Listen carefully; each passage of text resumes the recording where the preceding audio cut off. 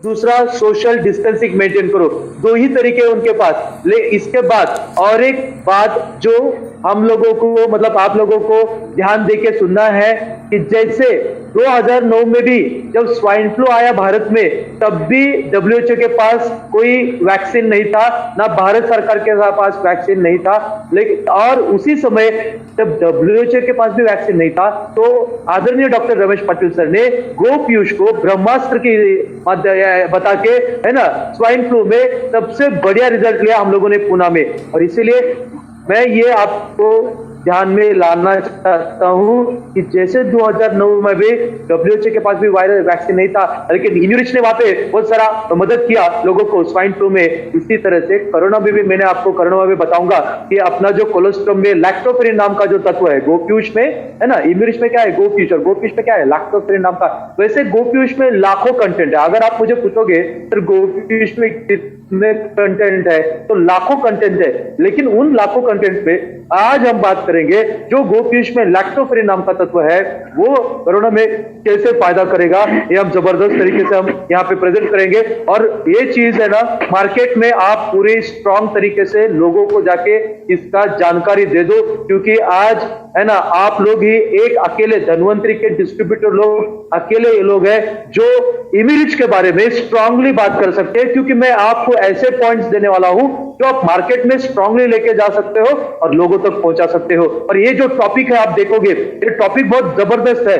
Effects of cholesterol lactoferrin in viruses and viral infection. Virus अलग अलग, कोई भी वायरस है, यहाँ पे एक पॉइंट आपको नोट डाउन करना है कि वायरस मतलब दुनिया में अभी तक जो वायरस है और जो आगे वाले आने वाले वायरस है, कभी भी मतलब जो आने वाला है जो है सभी में कोलेस्ट्रॉल है जो है वो उसके विरोध में काम करता है, उसको विनाश करने का काम करता है, वायरस को विनाश करने का काम करता है। और ये आगे जब आपको पता चलेगा कि वायरस लैक्टोफेरिन जो है गोपीयूष में, ये वायरस के विरोध में काम करके उसको कैसे नष्ट करता है ये, और ये कोरोना में कैसे फायदा करता है। कोलेस्ट्रॉल में lactoferrin corona specially corona virus में कैसे फायदा करता है हम यहाँ पे बात करेंगे। और ये टॉपिक आपको इंपॉर्टेंटली नोट डाउन करना है, वायरस और वायरल संक्रमण में कोलेस्ट्रॉल लैक्टोफेरिन के प्रभाव, है ना।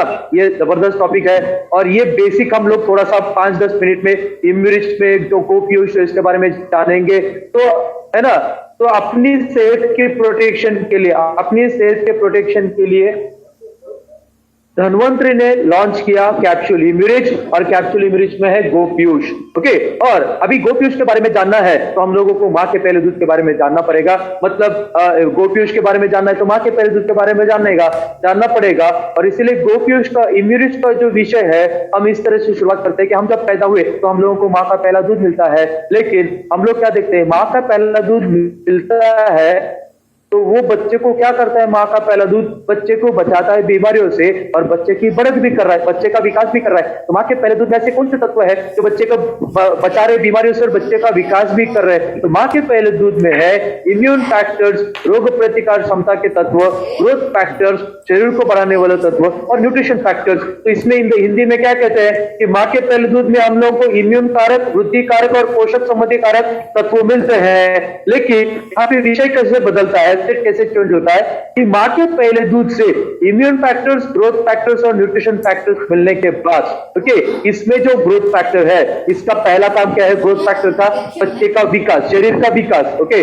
लेकिन इसी ग्रोथ फैक्टर का दूसरा काम क्या है, शरीर का विकास करते हुए इस बढ़ते हुए शरीर को कुछ भी होता है तो इस शरीर को रिपेयर और मेंटेन करने का काम ग्रोथ फैक्टर्स है। और इसका मतलब क्या है, मतलब अगर हम इसका उदाहरण क्या है कि जब बच्चे बड़े हो जाते हैं, बड़े होने के बाद खेलकूद करते हैं, तो खेलकूद करते हुए उनको मार और जख्म लगता है ना, तो वो मार और जख्म बिना दवाई के भी क्यों ठीक होता है ना। हम लोग देखते हैं कि हम लोगों को सबक कट गया है ना, घर में काम करते करते कट गया या घाव हो गया, तो वो घाव बिना दवाई के भी ठीक होता है कि नहीं, तो क्यों होता है ठीक बिना दवाई के, बिना बैंडेज के, क्योंकि ग्रोथ फैक्टर्स का दूसरा काम क्या है, रिपेयर एंड रीजनरेशन। इसी को आप लोगों को ध्यान में रखना है, ठीक है। ग्रोथ फैक्टर्स का काम क्या है, दूसरा काम रिपेयर एंड रीजनरेशन। रीजनरेशन मतलब ये कटा हुआ हिस्सा फिर से अपने आप पहले जैसे क्यों होता है, त्वचा पहले जैसे क्यों होती है, है ना, बिल्कुल कटा हुआ हिस्सा वैसे के वैसे फिर से नॉर्मल हो जाता है। क्यों? क्योंकि ग्रोथ फैक्टर्स का काम है ना क्या है, दूसरा काम रिपेयर एंड रीजनरेशन। ओके,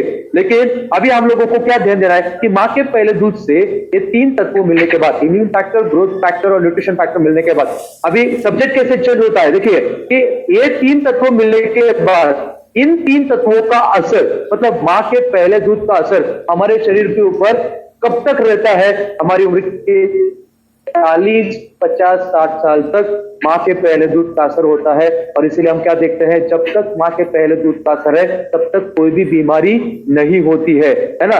और जैसे जैसे उम्र बढ़ती है माँ के पहले दूध का असर खत्म हो जाता है। इसीलिए जैसे जैसे उम्र बढ़ गया माँ के पहले दूध का असर खत्म हो, बुढ़ापा आ गया और बुढ़ापे भी के साथ साथ बीमारियां भी बढ़ गई। तो यहाँ पे जानने वाली बात क्या है कि माँ के पहले दूध का असर खत्म होने की वजह से बुढ़ापा आ गया और बीमारियां भी बढ़ गई। तो उम्र बढ़ने के बाद, माँ के पहले दूध का असर खत्म होने के बाद, बीमारी बढ़ने के बाद इस उम्र में हम लोगों को फिर से किसकी जरूरत है ना, उम्र बढ़ने के बाद, माँ के पहले दूध का असर खत्म होने के बाद, बीमारियां बढ़ने के बाद इस उम्र में हम लोगों को फिर से जरूरत है माँ के पहले दूध के तत्वों की। लेकिन इस उम्र में, बढ़ते हुए उम्र में है ना, बुढ़ापे में माँ का पहला दूध नहीं मिल सकता। इसलिए ऋषि मुनि ने क्या किया, आयुर्वेद में गाय के पहले के बारे में लिख कर रखा। तो आप तो पूछोगे कि सर ऋषि मुनि ने गाय के पहले दूध के बारे में क्यों लिख रखा, भैंस को भी पहला दूध है, बकरी को भी पहला दूध है, ऊंट को भी पहला दूध है, जितने भी स्तनधारी जानवर है सबको, है ना, प्राणी है सबको पहला दूध है। लेकिन ऋषि मुनियों ने भैंस का दूध, बकरी का दूध, ऊंट के दूध, हाथी का पहला दूध, इन बाकी जानवरों के पहले दूध के बारे में न लिखते हुए ऋषि मुनि ने गाय के पहले दूध के बारे में क्यों लिख कर रखा। जब हम लोगों को फिर से माँ के पहले दूध की तत्वों की जरूरत है तो ऋषि मुनि ने माँ के गाय के पहले दूध के बारे में क्यों लिख कर रखा, क्यों नहीं रखा, इसके ऊपर आज के दिनों में, आज से 150 साल से, है ना, इसके ऊपर गोपीश पे बहुत सारा रिसर्च हुआ। और ये माँ के पहले दूध के तत्व फिर से जब गाय के पहले दूध से मिलते हैं, और ये गाय के पहले दूध के बारे में ही क्यों लिख कर रखा, इसके ऊपर जब खोज हुआ तो साइंटिस्ट लोगों को पता चला कि ऋषि मुनियों ने गाय के पहले दूध के बारे में क्यों लिख रखा। तो साइंटिस्ट लोगों को पता चला कि माँ के पहले दूध के तत्व और गाय के पहले दूध के दोनों तत्व समान है ना। The molecular structure of mother's colostrum and cow colostrum are similar। और इसलिए उम्र बढ़ने के बाद जब माँ के पहले दूध का असर खत्म हो जाता है तो फिर से वही माँ के पहले दूध के तत्वों की जब हम लोगों को जरूरत है तो हम लोगों को मिलते हैं गाय के पहले दूध से। और इसलिए आप लोगों को समझ में आएगा कि हम लोग गाय को गो माता क्यों कहते हैं, क्योंकि है ना, हम लोगों के इस उम्र में दूसरी माता क्यों है, कौन है, तो गाय है। और अभी तक हम लोगों को ये पता चला कि माँ के पहले दूध के तत्व फिर से जब चाहिए तो मिल रहे हैं गाय के पहले दूध से।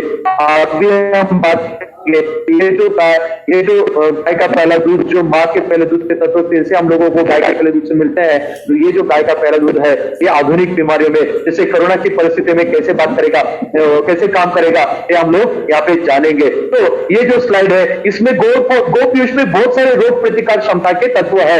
वो रोग प्रतिकार क्षमता के तत्वों को इम्यून फैक्टर्स करते हैं। तो हम देखते हैं IgG, IgA, IgM, IgE, IgD, secretary IgA, है ना, लैक्टो बी, लैक्टोग्लोबिन, ये बहुत सारे रोग प्रतिकार क्षमता के तत्व है। लेकिन इनमें कोलेस्ट्रॉल में कई महत्वपूर्ण इम्यून फैक्टर शामिल है। कुछ महत्वपूर्ण इम्यून फैक्टर है lactoferrin, IgG, IgA, IgM, IgG and IGN, IgD. लेकिन इन सारे महत्वपूर्ण इम्यून फैक्टर्स में पहला कौन सा इंपॉर्टेंट है, आज हम जो जानने वाले हैं उसको कहते हैं लैक्टोफेरिन, है ना। तो आज ये जो महत्वपूर्ण प्रतिकार क्षमता का तत्व लैक्टोफेरिन है वो अभी कोरोना की स्थिति में कैसे काम करता है। खाली सिर्फ कोरोना की स्थिति में नहीं, कोरोना की दुनिया में कोई भी वायरस हो उसमें तो पहले से आप लोग, है ना, देखो धनवंतरी के जितने भी अपने डिस्ट्रीब्यूटर लोग हैं, जितने भी अपने डिस्ट्रीब्यूटर मित्र लोग हैं, मैं आपको सभी को याद दिलाना चाहूंगा कि हम लोगों को ना वायरस नया है ना इम्यूनिटी नहीं है।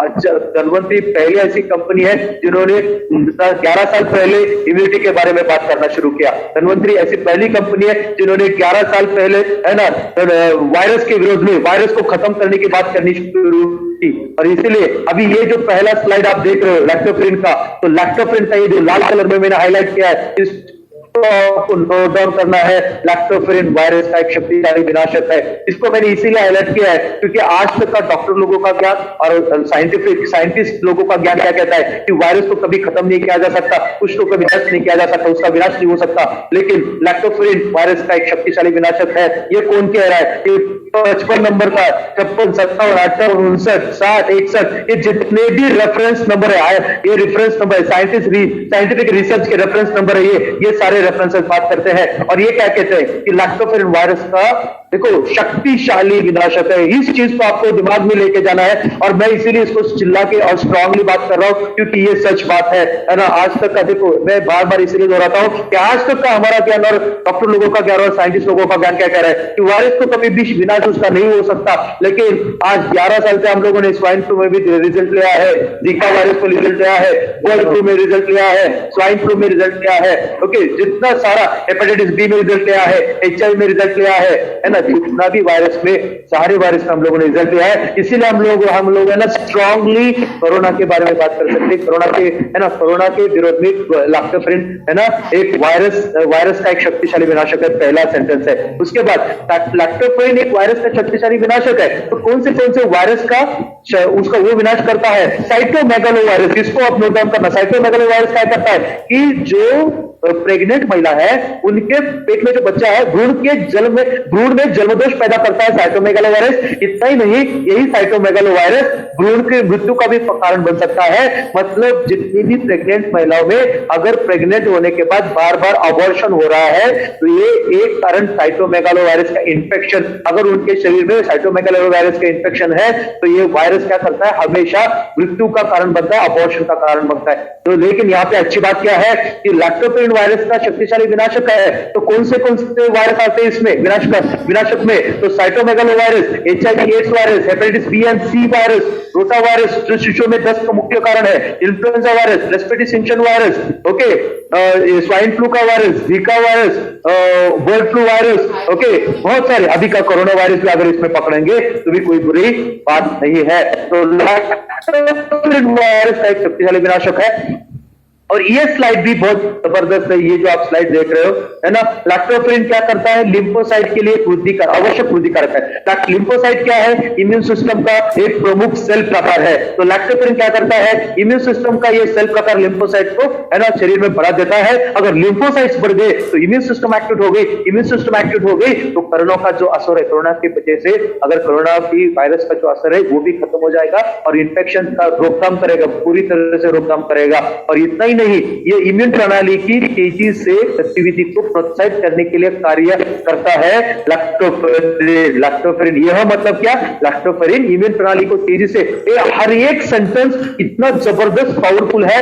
अगर आप उसी तरह से बात करोगे है ना, आज सबसे ज्यादा कोरोना की स्थिति में डर किसका है? इम्यून सिस्टम की जरूरत है सब लोगों को। इम्यून सिस्टम बैलेंस नहीं हो रही, लो बैटरी प्लीज चार्ज कर रहे, पेशेंट प्रयास कर रहे हैं, सारी मेडिकल की जो प्रणाली है वो सारे प्रयास कर रहे हैं, लेकिन एंटीबायोटिक का देके प्रयास कर रहे हैं, एंटीवायरस को देके प्रयास कर रहे हैं। लेकिन सबसे अच्छी बात क्या है कि लैक्टोफेरिन क्या करता है? इम्यून सिस्टम के तेजी से गतिविधि को तेजी से प्रोत्साहित करना, मतलब तेजी से एक्टिवेट करता है। ये भी सबसे थर्ड पॉइंट सबसे बढ़िया है। और ये जो है ना फिर से है ना वायरस और वायरस संक्रमण में कोलोस्ट्रोम लैक्टोफेरिन के प्रभाव सबसे बढ़िया टॉपिक है ना, टॉप मोस्ट टॉपिक है और ये पावरफुल टॉपिक है। संदर्भ नंबर 60 नीचे के रूप से जो कहते हैं, संदर्भ नंबर 60 क्या कहता है? और संदर्भ नंबर 60 का रिसर्च कब का है? 2003 का है। और ये 2003 का यूरोपीय जर्नल ऑफ न्यूट्रिशन क्या कह रहा है कि कोलोस्ट्रोम में लैक्टोफेरिन ऊपरी श्वसन पथ के संक्रमण के लक्षणों को कम करता है। और आप सभी लोगों को पता है ना, आप सभी लोगों को पता है कि लैक्टोफेरिन का पहला असर ऊपरी श्वसन पथ मतलब अपर रेस्पिरेटरी ट्रैक्ट में इंफेक्शन होता है, पहला उसका असर वही होता है। सर्दी, खांसी और बुखार मतलब ऊपरी श्वसन पथ का इंफेक्शन है। और वो लो बैटरी प्लीज चार्ज के इन्फेक्शन के लक्षणों को कम करता है, अब ऊपरी श्वसन पथ के संक्रमण के लक्षण को कम करता है। और उसके बाद है ना, देखो अभी जो रिपोर्ट ये क्या कहती है, जितनी भी रिपोर्ट है ना पूरे देश मतलब दुनिया में रिपोर्ट क्या कहती है कि कोरोना वायरस का सबसे ज्यादा असर वयस्क पुरुषों में हुआ है, महिलाओं में और बच्चों में कम हुआ है। ज्यादातर असर बच्चों में और वयस्क पुरुषों में हुआ है, महिलाओं में मतलब ये बोला गया है कि 68% वयस्क पुरुषों में कोरोना का वायरस का इंफेक्शन हुआ है।